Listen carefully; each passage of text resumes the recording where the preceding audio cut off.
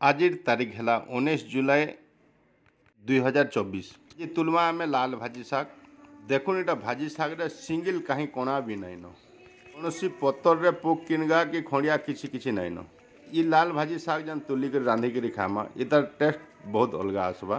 गोटे छोट परिवार लगी आमको केजी केजी तुन शाग दरकार नहीं न मेला जगह देखिक मंजी टिके जदि बुनी थी बोले सबुदिन किसी ना कि खाबार लगे मिलसी।